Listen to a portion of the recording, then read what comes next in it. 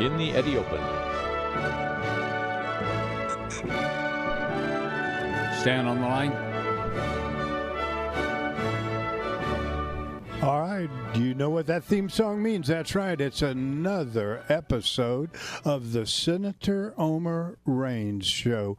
We invite you to listen to us at 1180 AM KCKQ, a Lotus broadcast radio station, as well as around the world on americamatters.us. The creator and the host of the show invite you to come join us here at the Reno Town Mall, get in the audience, or get behind a microphone.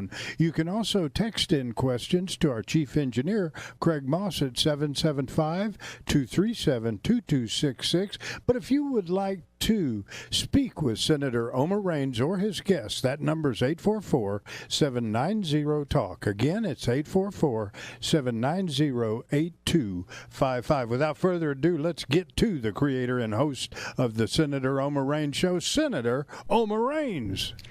Thank you, Eddie. Good afternoon, folks. I'm Omer Raines, welcoming you to America Matters Media, broadcasting this program to the world, not only in English, but by way of translation in various other languages as well. The programs are being broadcast live on air in the United States, but also worldwide via various social media applications.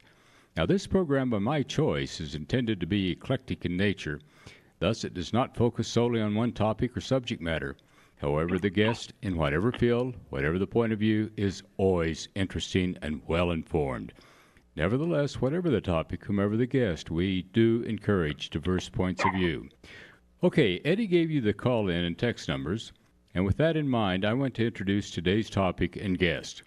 The topic is March Madness, the most popular sporting event in America, and with the most public engagement, as evidenced by the fact that more money is spent during March Madness than on the Super Bowl, the World Series, and all other such events combined. Why? Well, I think in large measure it's because every region of the country, they are all represented, and it brings in a lot of non-basketball as well as basketball fans. And I think year in and year out, any of close to 10 teams have a good chance to win. And yet there are always Cinderella or dark horse teams. There's incredible parity in college basketball today, and that gives hope to all. Now, our guest today is Stan Morrison. We are really blessed, and this is going to be a fun show because Stan is probably as conversed as anyone in America to speak on today's topic. And he is going to break a lot of things down that we don't ordinarily think about. Stan was a member of my freshman class at the University of California, the 1959 NCAA champions. And in doing that, they overcame the great Oscar Robertson University of Cincinnati team, the great Jerry West, the West Virginia team. The following year, they were also the NCAA runner-ups. And Cal was defeated the following year in the finals by that fantastic Ohio State team. As I recall, it had Jerry Lucas and John Havlicek and Larry Siegfried, all Americans, and also a guy named Bobby Knight, who was later, of course, to become Hall of Fame coach. Thereafter, Stan went to Europe, and he played as an all-star with Real Madrid. As such, he was one of the first Americans to play international basketball. Returning to the States, he became an AAU All-American in 1963. Sometime thereafter, he went into coaching. He served as head coach at the University of the Pacific, and as such, the Pacific Coast Athletic Association champions in 1979. He took his team that year to the NCAA basketball tournament. And then he became head coach of the University of Southern California Trojans. They were Pac-10 co-champions in '85, and they also entered the NCAA basketball tournament in both '82 and '85. Later, he served as head coach of the San Jose State University, the Big West Tournament champions in 1996. Again, the NCAA basketball tournament. He took all three to the dance. He is the only coach in NCAA history to lead three universities in the same state to the NCAA basketball tournament. Along the way. He was named Coach of the Year in the Pacific Coast Athletic Association, Coach of the Year in the Pac-10 Conference, Coach of the Year in the Big West Conference.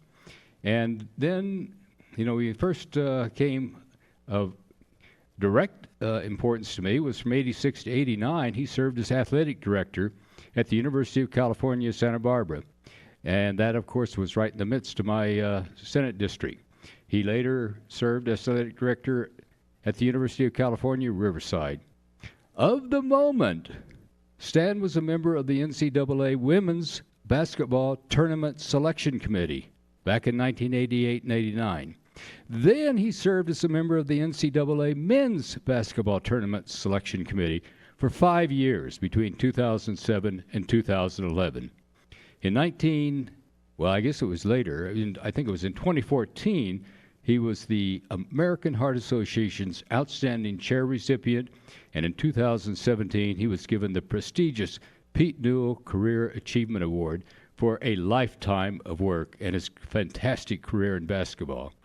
As if that isn't enough, Stan has somehow found time to give service to over 25 nonprofit and humanitarian organizations. What an incredible background. So welcome, Stan, and I guess happy St. Patrick's Day. Well, thank you very much, Senator, and happy not Thanksgiving, but St. Patrick's Day to you as well. This is the second of the 2 best days of the year for me, and it's the same way for a lot of other basketball crazy folks as we are working now to get down to the round of 32 and then see who goes on to the round of 16.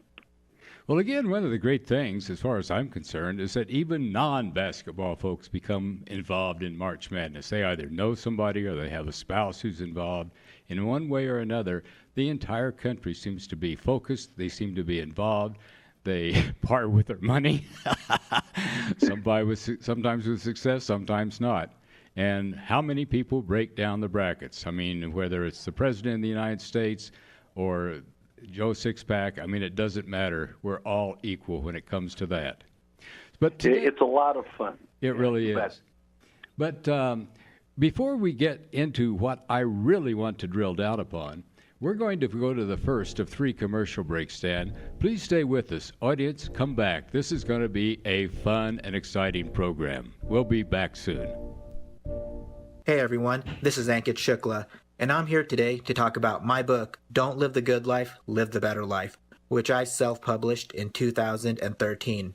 In Don't Live the Good Life, Live the Better Life, I discuss the idea of not just settling for good, but always going for better in both our personal and professional lives. I'm very proud of this book, and I believe that it will help and inspire millions of people around the world, and I hope that everybody reads it, enjoys it, and gets something out of it.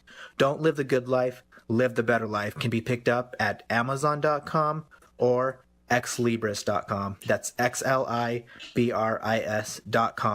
Also, please follow me on my website, theevenbetterlife.com. That's theevenbetterlife.com. I write on there regularly, and please feel free to comment on anything I put on there. I would love to hear from you.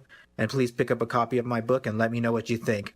Don't live the good life, live the better life. And please follow me on my website, theevenbetterlife.com. Silver State Coffee Company in Delhi is the place for you and your friends to meet for your weekly coffee club, cribbage game, or even an off-site meeting. Grab a hot panini or one of their other tasty morsels while enjoying the company of your friends. Silver State Coffee Company proudly serves Blind Dog Coffee and only the best in meats and cheeses. Silver State Coffee Company is open Monday through Saturday in the Reno Town Mall at South Virginia and Peckham, next to America Matters Media. Don't forget to check in on Facebook.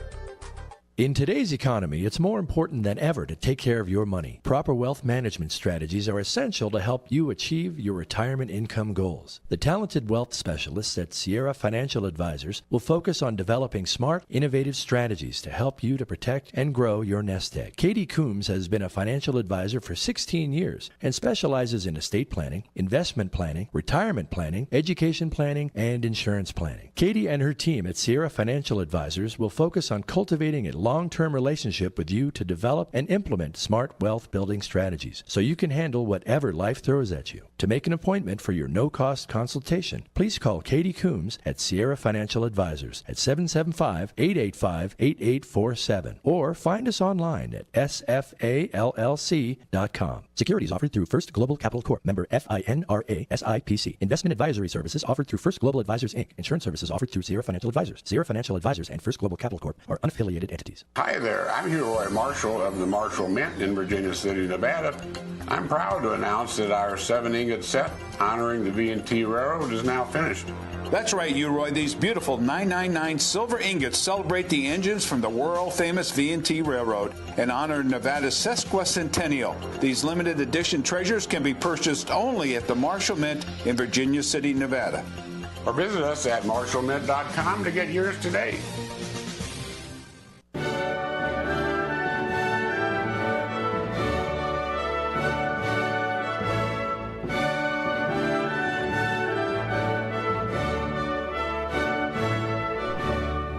Welcome back, folks. Again, I'm Omer Raines, and we have an incredible program today focused on March Madness. Our guest is Stan Morrison, who, along with perhaps a handful of others, is arguably the most, or one of the most, individuals in this entire country most conversant with what we're going to discuss. Stan, I want to start right now in the following way. You have served on the selection committee, both for the women's basketball tournament and for the men's. As such, you should know well the way in which the NCAA selection committee itself is chosen. Now, that's something that's rather opaque to most of us. Walk us through that, please. Sure. There are 10 people on the men's committee, and there are 10 on the women's. And every year, 2 members leave, and 2 new people come on to serve for 5 years. Obviously, if someone changes jobs and they go to another area, then someone else will come in and be selected to come in and represent their region of the country. There's a very strong effort made to ensure the fact that all regions of the United States are covered by the 10-person committee. And I must say, it becomes family. The emotions of the hard work, the amount of time spent in a relatively small area create true families, and our wives or husbands, if you're on the women's committee, become intimately involved. By the way, we have some women who serve on the men's committee as well, and they're outstanding. They absolutely know the game, and they're treated with the exact same reverence or irreverence occasionally that all the members on the committee get treated. But it is a very your conference must sponsor you. And I wanted dearly to be on this committee. I had heard about it. I knew about it. I knew that there wasn't anyone on the committee who was watching more basketball than me. And so I wrote a letter, an individual letter to every member. And then my committee, my conference came to me and said, Stan, they have 2 openings. They need someone in the West. We want to sponsor you. And I said, hallelujah. And it unfolded, and I'll never forget when the then chair of the men's committee called me, Gary Waters, the athletic director at Princeton University, to tell me.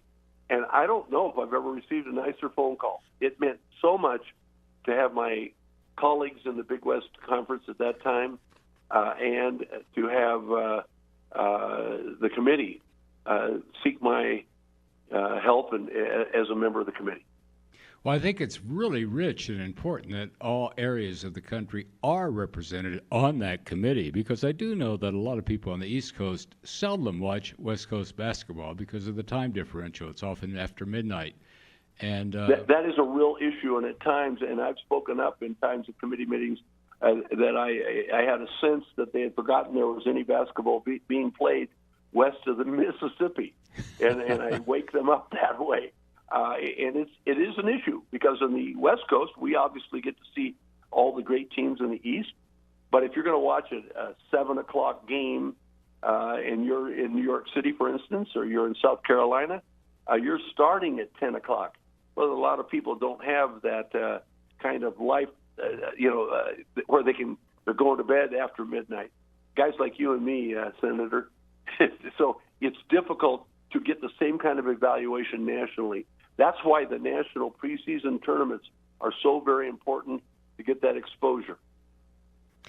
Well, I do think that we experience the same difficulty with respect to nighttime football or baseball or other major sports. The East Coast scribes, coaches want to go to bed. So we have to overcome that. And to break it down with every region represented is no doubt very helpful. Now, you tell us that you watch as much basketball, as probably anybody in the country. How many games do you watch a year? Well, this year is the fewest I ever have because of my involvement in the other organizations.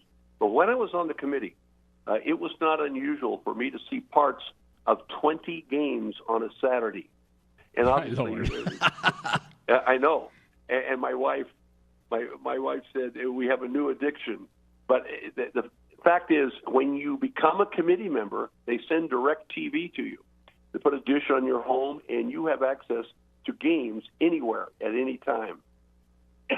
In addition to that, schools send all of their games into their conference offices. And so through your laptop computer, you can also call up games that have been sent in, and you want to see the second half, or you want to see a situation. You want to see when somebody got hurt. Is that guy going to come back? Because whether a player is hurt or not has real impact on the selection process. Whether someone is habitually fouling and getting in foul trouble all the time. Those are things that are talked about all the time in these meetings, where the amount of information that is exchanged between all of the committee members and the NCAA staff is absolutely mind-boggling. You can't believe that. And I'll describe that in a few minutes if you'd like. Well, let's go there, because take us through the team selection process and how the brackets are established. That's going to take you some time, and I'm interested, and take your time.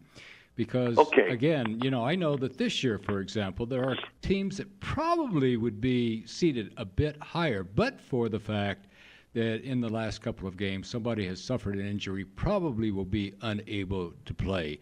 Do they factor that sort of thing into the equation? They do. The amount of information we have, again, is astounding. More than anyone else in the country, this committee has it. Let's take a look at this. We will have watched games. Each committee member is assigned 3 or 4 conferences where they're the primary observer. And it doesn't take long to figure out which teams you need to be observing as opposed to all 10. Then you are assigned 3 or 4 secondary conferences where you'll be the backup as someone else is the primary. So you're watching a lot of basketball. You have weekly conferences with the commissioner and the sports information director, many of whom are great basketball people and have all the statistics at their fingertips to tell you who's hot and who's not. And so that helps you get to a point where you have a great feel for both your primary and secondary conferences. Then we have the famous February phone call where we all feed in on this national conference call, and it's about 2.5, 3 hours long, and we get down to a working number where it's apparent these teams are going to be in the tournament. Now, we're always looking for that team that gets hot and runs off 7, 8, 9 in a row. But the fact remains we are able now to stop looking at our own primary and secondary conferences and look at the national picture. Go pick up schools or games in conferences that you haven't watched to that date. Well, when we go in on usually Tuesday, I think it is, of selection week, prior to Selection Sunday, we always go to the same hotel. Now, they've changed that to New York, to the media capital of our country. But we used to meet in Indianapolis, and we went to the Westin Hotel. And we would go to the 7th floor, every year to the same one. For my 5 years on the committee, and this is true of all committee members, I had the same exact room. Get off the elevator, take a right. There's a gentleman sitting at the table. He has a gun. I'm serious. There's a policeman there. And I had the first room past his desk. And that's to make sure no one comes to that table who doesn't have the proper credentials. Down the hall, CBS and Turner have set up studios where they can bring in various committee members or the chair to see how things are going periodically through the week of selection. We meet at precise times. We have precise timed meals there. No one can get to us. No one at all. Now, we had an interesting thing. One school tried to get to us to influence us because they knew that USA Today that particular year was being delivered to our rooms. So they took a full-page ad out just for the 10 of us. And we all read through it, but it was clever because they got word in, and you usually can't do that. We have our meals together at a designated time, and then we go into the meeting room. Now, I want you to imagine a large horseshoe of tables and chairs, and each member is sitting at that horseshoe, and we're assigned to the same place every single meeting in that room. And in front of me is a laptop, and then on the inside of the horseshoe are 2 or 3 large screen, what appear to be television screens, but they're really information screens where information can be flashed up to you by a staff of at least a dozen NCAA staff people. They're brilliant statisticians. They're researchers. They're on top of everything. They can tell you how many times the coach blows his nose in the second half. I mean, it's amazing. So when we get down to evaluating teams, let's pick a university. Let's say we're talking about Jacksonville State. So we call out Jacksonville State, and immediately up pops Jacksonville State's schedule. And we see all the games they played, and it's color-coded.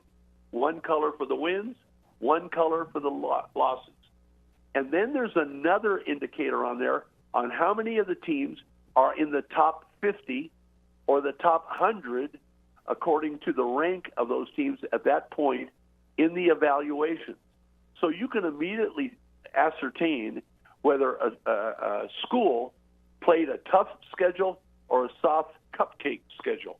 And as you well know, strength of schedule is really a critical part of the entire selection process. So we're able to see who's willing to go on the road to play tough schools and who only plays at home. Who plays what we call the body bag games, where a soft team will come in, get a $60,000 to $100,000 check, and leave in a body bag with a win for that team and a loss for the other, but they have a $60,000 check. Okay, Sen, let me interrupt you right there. We're going to pick up again after this next commercial break. Please stay tuned, folks. Great program. Do you own a franchise and you're having problems with either your franchisor or their directors and management? Well, let me tell you about a brand new organization that is sweeping the nation. It's FAST, which is an acronym for Franchisee Advice and Support Team. They will actually arbitrate on your behalf. They will actually follow up legally if you're having problems along those lines. They will also help you with just simple advice. You can call them 24/7 and they will help you. That's FAST, the acronym for Franchisee Advice and Support Team. Their phone number is 775-384-4444. Again, 775-384-4444. Do you judge a book by its cover? Then you'll love the amazing book cover art #1 award winner, A Reluctant Spirit. In this true story, Kathleen Berry joins a TV news crew and paranormal investigators as the team's impartial observer. Their first stop, Central Nevada's Goldfield Hotel. In A Reluctant Spirit, Berry shares a 12-hour overnight odyssey in the reportedly haunted 4-story hotel. It pulverizes the author's religiously narrow beliefs. Kathleen Berry, a longtime skeptic, is forced to view the paranormal through a different lens. Is it evil? Figments of the weak-minded? When ghosts confront her, how does she reconcile her Christianity and the spiritual encounters? Get your copy of A Reluctant Spirit by Kathleen Berry online at Amazon, Barnes & Noble, or at LaRue Press in Reno, Nevada. Award-winning A Reluctant Spirit, a true tale of God, ghosts, and a skeptical Christian. Buy it today at lrpnv.com. Great news, Reno foodies. This is Kelly Rush, host of Foodie Focus, Mondays at 11 a.m. Everybody knows that Midtown has grown like crazy over the past few years, but one constant complaint was that the restaurants all close by 9 or 10 p.m. Not anymore. Noble Pie Parlor has opened its latest location in the beautiful new 777 Center Street building at Cheney Street. They're open till at least midnight and as late as 3 a.m. throughout the week, and Sundays from 10 a.m. to 10 p.m. The food menu at Noble Pie Midtown features the same great favorites you know from their downtown location, plus a gorgeous bar with a special craft beer and cocktail menu. There's plenty of comfortable seating inside and also an outdoor patio with picnic tables, giving it a true community feel. It's a great place to bring friends and family, even the furry ones. Search Noble Pie Midtown on Facebook and be sure to tell them Foodie Focus sent you.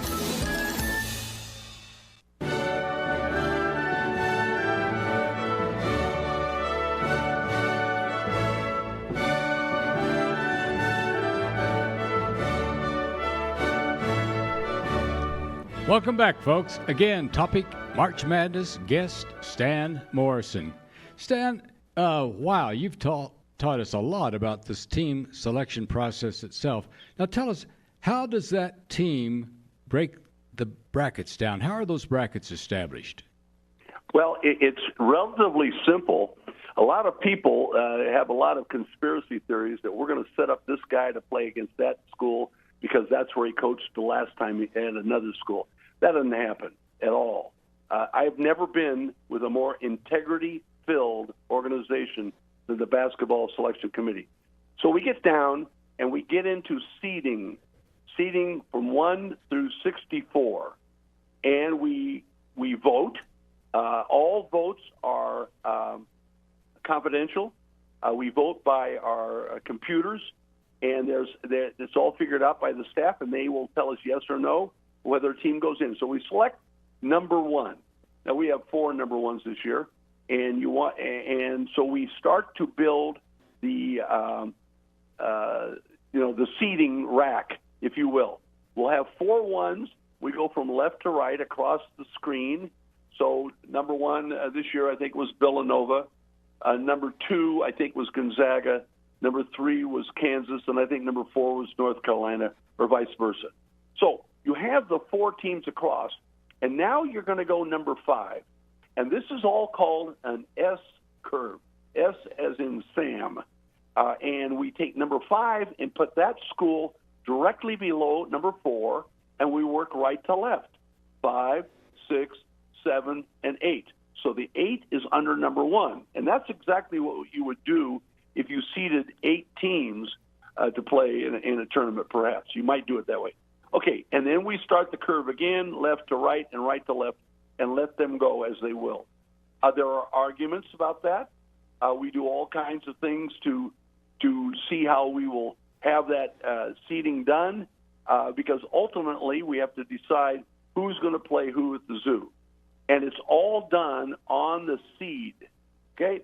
And so hypothetically, the last team selected would play the first team. And this year we had Villanova, and so one of the play-in teams, when we had the first 4 games that were played in Dayton, that was Mount St. Mary's and New Orleans. And Mount St. Mary's won that game, if I'm not mistaken. And so that is the way the seeding is. 1 with 64, 2 with 63, and you go the way it lands. Okay. That's a key part of it, and it's important you understand that. And sometimes funny things happen because coaches coach at more than one school. As you mentioned in my introduction, I coached at 3 schools in the state of California. So we have guys out there who've coached at 5 or 6 universities, and that's not uncommon. At that point, we decide where are they going to play. And everybody, of course, wants to play close to home. And here's where the NCAA staff deserves great applause, because they have the information on the distance from each of the campuses that we have just seeded to each of the regions. So we say, all right, and always the highest seed gets their choice. So number 1, in this case, we said would say Villanova, and what's the closest seed to where they're playing, and that would be the East, New York. And so they get put into that regional. And then number 2, who was that? That would be Gonzaga. And Gonzaga played in the West will play in San Jose. That's their ultimate region. And number 3, Kansas, they'll be in the Midwest in Kansas City. And number 4 is in the South, and that would be UNC. Now, that's interesting because all 4 of those schools had a region close to them. But as you proceed down, you'll see that a school from the East will go play in the West, and a school in the West will go play in the East. And that just happens because you want to keep balance in each of your regions. And so a resolution was made. If that's the way they fall, that's the way that we will fall, and the NCAA will pay for the travel. They are fully cognizant of the advantages and disadvantages with respect to travel. Let me just say this to you. There's something that's really important people need to understand. The golden goose for the NCAA is March Madness. March Madness pays for the national championship in every single sport there is in intercollegiate competition in Divisions 1, 2, and 3, except for football. My Lord. They pay the championship. They pay the flights, the meals, the hotels, the venues, the officials, the trophies, everything, ground transportation is paid by March Madness. Is that because of the TV contract with CBS? That's the contract, exactly. And I was part of that contract. I was on the committee when that contract with CBS and Turner Broadcasting.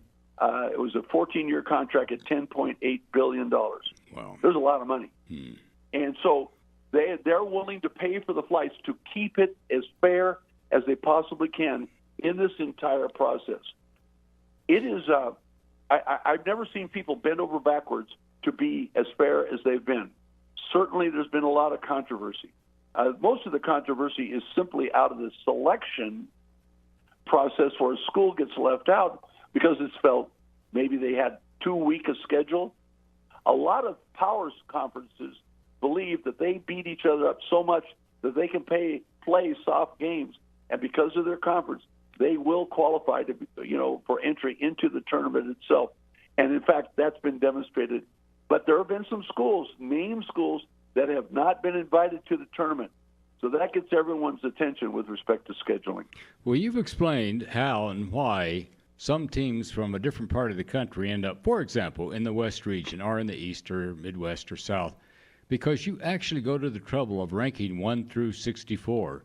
And then it's simply a mathematical approach backwards and forwards across the line in order to determine where they will play. I have often wondered why that occurred, and I guess that is the reason. Yeah. And that's exactly how it occurs. Let me say this, though. There is incredibly detailed evaluation of each of these teams in setting up the seeding. It is so, or even getting in. When I was on the tournament committee, I think one of the things one of the other coaches said, Stan, compare these two teams. And so we'll take two teams. They said, compare Providence and Baylor, for instance. And I said, okay, shirts against skins. And everybody laughed, but that's become part of the mantra. Shirts against skins, neutral court. And then my process was always to begin with guard play, because guard play is the single most important factor for me in evaluating the team. Then I see turnover to assist ratio, and then I go to rebounding, which is absolutely, possession of the ball, and are they tough? And toughness is really something that I personally look for in a team. Are they resilient? Do they get up off the deck? And that's what makes USC, in my view, one of the great sleepers in this tournament. USC has had more comebacks from 10 or more points down to come back for victory than any school in the tournament this year. In fact, just the other day, we saw USC come back from down 17 points to come back and win. I read that. And that toughness factor, those are open discussions among the members.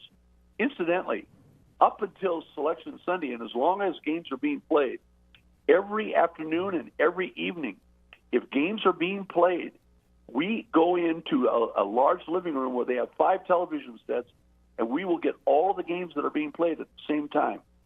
One night, Syracuse got into a game that went 8 overtimes. I think I'm the only guy that stayed up for all 8. And I went to bed like at 2:30, knowing that I had to get up at 6. But that was okay because it was such a great game. So we're watching, we're discussing, we can see things, and trust me, you will be influenced by what you see about that team right now and their readiness to play.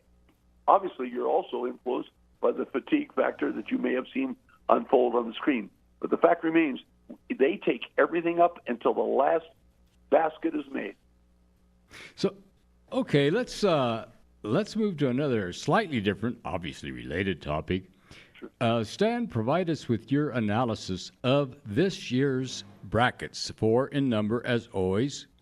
And people may think they aren't equal, but as I review them, and I've made out my own list, and you have as well, I'm sure. And when you get to the bottom line, they really are equal. So give us your analysis and the way this is broken down this year, specifically this year. I'll be happy to do that. And I want to, as I said earlier, I watched less basketball this year than I have over the past 20 due to my responsibilities at Pacific Premier Bank and in my community with the various organizations that I'm involved with. So I haven't seen as much as the real basketball fans have seen, but I've seen enough to have a real feel for it. The other day, someone said to me he thought the South Regional was the softest. And I looked at it and I said, wait a minute. Well, that was my initial impression. Okay, wait. We're looking at North Carolina. We're looking at Kentucky. And UCLA. And we've got UCLA. We've got Butler here. That's soft. And I thought, wow. And then I look around and here we go with Kansas and certainly Louisville. Well, that's up in the Midwest. Yeah, a different one. And so we go bounce around. I'm telling you right now, I would say this. In the last 20 years, I've never seen a more competitive, and you mentioned it, a greater parity than I see in the competition in this tournament this year. This is really a wide-open race. A lot of people are concerned the Blue Bloods again, and I ended up with the Blue Bloods doing it, getting into the Final Four and into their regionals and all the rest of that. But I think there are a number of teams in here who can really surprise and bring out the madness that we've lived through this March. I worked it out, and I went over mine, and a very, very interesting thing. I ended up with 3 ACC teams in the Final Four. Now, I don't want to be right, okay? But out of the East, I had Duke winning the East. Stan, and those folks in... Stan, let me interrupt you. We're going to go to our last commercial break right now. Folks, again, this is fun stuff. Stay with us. We'll be right back. Are you planning to move? Paragon Real Estate Resources can help you sell or buy a home anywhere in the United States. We provide a home resources coordinator to manage all aspects of your move. We recommend qualified real estate agents and other services to prepare your home for sale. Best of all, if you sell or buy a home with our assistance, you could be eligible to receive a tax-free real estate commission cash rebate. We can also help you obtain a mortgage at competitive interest rates. Our lenders offer fixed and adjustable rates, conforming and non-conforming loans, plus FHA and VA financing. We can also assist first-time buyers with as little as 5% down. And when it comes time to move, we can refer you to qualified movers or other companies to assist with self-moves. Paragon Real Estate Resources helps make moving as easy as possible. Call Paragon Real Estate Resources now at 1-800-235-7513 to learn more or visit ParagonRERI.com. At Safelite, we know how busy your life can be. Oh, no. This mom didn't have time to worry about a cracked windshield, so she scheduled at Safelite.com. And with Safelite's exclusive On My Way text, she knew exactly when I'd be there. Hi, Steve with Safelite. Thanks for your text. I replaced her windshield, and she didn't miss a single shot, giving you more time for what matters most. How'd you do? We won. Nice. That's another Safelite advantage. So much. Safelite Repair, Safelite Replace. Do you need high-quality estate planning and family law services, I'm Reno attorney Todd Torvinen. I practice in the areas of estate planning, probate, family law, and divorce taxation. I'm also experienced in probate and family law litigator and believe that prevailing in any litigation requires diligent, methodical preparation. As a certified estate planning law specialist and certified public accountant, I'm singularly qualified to analyze the financial aspects of marital, family assets, or a decedent's estate. A large part of my practice is done in real time. It means that preparation of estate planning and family law documents occurs with the client present, and they're reviewed with the client at the time the client is there. Your documents are examined line by line and explained to you, then modified based upon your input. This client-focused approach leverages the current technology and enhances the attorney-client communication and relationship. The idea is to produce a better product. Please call me at 775-825-6066 to schedule an appointment today. Again, 775-825-6066. So you think this chip is nothing to worry about? Well, at Safelite, we know sooner or later, every chip will crack. These friends were on a trip when their windshield got chipped. So they scheduled at Safelite.com. They didn't have to change their plans or worry about a thing. I'll see you in a little bit. And I fixed it right away with a strong repair they can trust. Plus, with most insurance, a Safelite repair is no cost to you. Really? Being there whenever you need us, that's another Safelite advantage. Safelite Repair, Safelite Replace.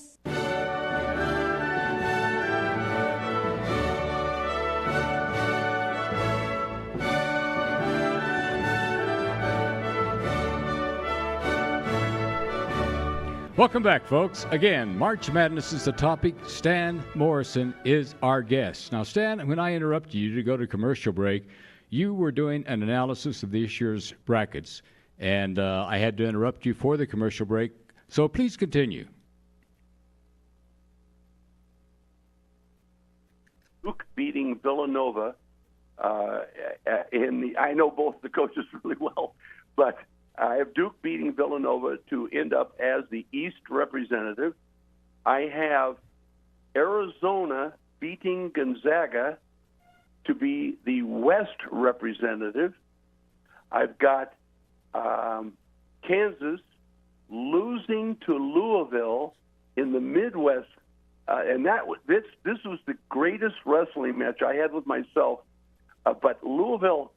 I'll tell you right now, Bill Self is one of the greatest coaches in the history of basketball. And obviously, Denny Crum is one of the greatest coaches in the history of basketball. But Crum has the ability to disrupt a tempo a little bit better than Bill does. So I picked Louisville to get in there and beat Kansas. And then in the finals of the South, I have North Carolina beating Kentucky to be the fourth team. So with Duke, Louisville, and North Carolina, we've got three ACC teams. And then we have Arizona. And Arizona is playing on its home court in Glendale, Arizona. And if you don't think that's an advantage, you've never been to a basketball game when 80,000 people are in there.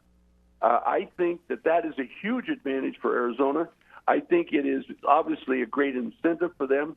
So I have them beating Duke in the semifinals, and I have who did I have here? And I have North Carolina beating Louisville in the semifinals. So my final game has Arizona playing North Carolina for the national championship, and I have Arizona winning it. Well, we're going to get to that because you're going to come back right before the final, and we're going to do an analysis of the Final Four. I've got to tell you. Wonderful. Let me tell you one of the really fun things about March Madness. You just named off your Final Four, and I've gone through my brackets. I'm a lay person. I don't have your expertise, although I'm a sports trivia person, no doubt about it, and have a pretty athletic background. But I have a completely different four. The Final Four that I've come up with: Villanova, Gonzaga, Kansas, and UCLA. Big upset. Now, one thing I did not give sufficient consideration to is that Arizona is going to be playing at home, and that could affect a change. I would have to rethink that because I did not take that into sufficient consideration. But that's one of the fun things. Well, understand now, it's important, Senator, that you understand. Arizona is going to play Gonzaga in the West. Right. They're not going to play that game in Arizona. So That's a lot different situation. And Gonzaga is terrific. It's the best defensive team that Mark Few has had. I have great admiration for them, and I'm going to tell you something. Their big center is really playing right now. He's not a big leaper, but he's got excellent hands, and he's got terrific feet, and has much better quickness than his 285 pounds would allow you to believe. And he passes well. Oh, boy, great passer. Great vision on the court. Understands the game. Been well coached as a youngster. It's quite apparent. But the fact that we differ, you with all your expertise and me as a layperson, that's happening all over the country. My God, if there are 1 million people breaking down the brackets, there are probably 1 million different scenarios for our first scene. It's really, really exciting. That's what's fun about it. Isn't it? There's some lady, who has never been to a basketball game, and she watches it on TV, and she sat down and put hers, and probably is going to win the whole thing. She'll make Warren Buffett very happy. Well, I don't exactly remember Buffett's commitment, but I think it's something as follows, that you don't even have to pick the winner. If you can pick the final 16, the Sweet 16, he'll pay you $1 million for life. Is that a year? Yeah, a year for life. I think, my Lord, and that gives evidence to just how difficult it is. Now, for example, in the early rounds, I see all these dark horses, and I see these Cinderella teams, and I actually see the potential for 12 teams coming out that were seated far lower than their opponents. And some of them have already played, and more than half actually have gone on. Some have not. And a good example is, I actually thought the University of Nevada would go at least into the second round because they have a 7 that's probably as good just about as most teams in the country. We had an old band when I was growing up, Firehouse 5+2, and that's kind of the University of Nevada, but they lack depth. So I saw them probably going at least into the second round. Because of lack of depth, I didn't know that they could go much further. But I'll tell you this, Eric Musselman, and you probably know him well. I do. He deserves consideration for Coach of the Year because he's been extraordinary, turning a team around in 2 years. And he is under consideration for Coach of the Year. Senator, good. You need to know that. Well, Eric I did not, but he should be. Outstanding coach. And the folks are lucky to get him there in Reno. I hope that he remains. Big schools are going to be looking at him once again. But, there's an old saying, you leaves the dance with the guy who brings you.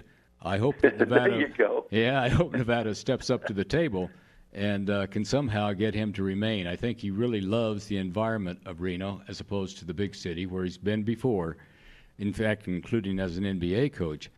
So we'll see. But anyway, again, this is exciting, the fact that everybody's coming up with different brackets from the president on down. I'm not sure about the present administration, Trump, but Barack Obama every year is involved. And, you can go on and on. Well, you're a great trivia guy, Senator. I'll tell you something. One of my former players was Barack Obama's coach at Punahou High School in Honolulu. Back in Hawaii. That's true. And I said, give me a scouting report. And he said, can't go to his right and can't guard the door. But you're right. Anyone can select these because the nuances of the game. There's so many things that influence the outcome of a game, and so those teams that know how to grind it out can get to the free throw line, which is a difficult shot to defend, and cash in at the free throw line, much like we saw the young man from Michigan do, an hour ago. Those are the key things that happen in the course of a game. So you have some metrics that you're able to study. Every conceivable statistic on every team is available to all of the committee members, and they hash over them and discuss them openly. And the metrics people really have a great influence on all sports, but basketball, it shows.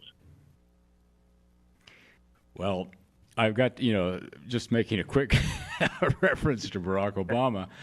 Yeah. Arnold Schwarzenegger, when he was Republican governor of California, and Barack Obama, needless to say, a Democrat, but, with a passion for basketball. And Schwarzenegger was asked by a national press correspondent, what do you think about Barack Obama, thinking he was going to elicit a response having to do with politics? And Schwarzenegger's reply was, I think he needs to work on his legs. Okay. Yeah, if he's not squatting 400 pounds, there's something very wrong with our president. Of course. Well, that's one of the problems of higher office, as you know as well as anyone. Everybody's got an opinion about it. The wonderful comment you made earlier, that if someone drove through a certain town and they have a university playing in this tournament, all of a sudden they see they're selected, they feel an immense allegiance to them, and they root them on, and they're rooting them on television, and they get engaged. The national nature of our March Madness is so special that you don't want to do anything to take away from it. Well, listen, I want you to be afforded the opportunity to provide the listening audience to contact information. Then if we have time, I'm going to come back with another question that, because of a comment you made that has piqued my interest. If somebody did wish to contact you, and you may not want them to, how would they do so? Well, oh boy, I don't want to open myself up because I'm so busy. I already get over 300 emails a day, most of which I'm able to delete. But if they wanted to get a hold of me, they could get in touch with me via Pacific Premier Bank in Riverside, California. And do you have an email there or? No, I'll tell you what. I'm gonna make them write a letter. Okay, and I'm gonna give you the address. Hang on.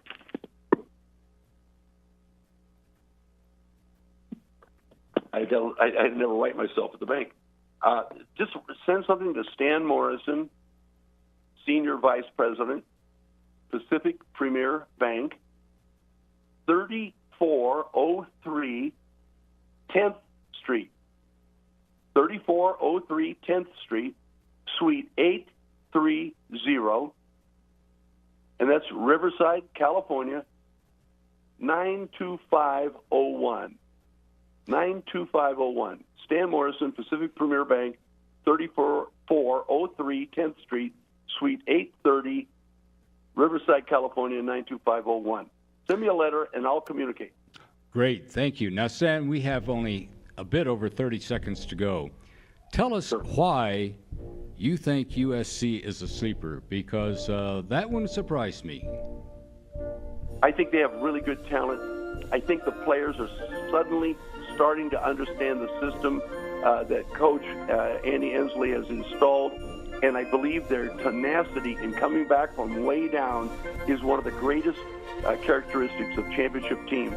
So I'm watching them. I obviously have personal interest in the program, but I'm watching them, and I'm rooting for them. Okay, folks, come back on the 31st. We're going to have analysis of the Final Four.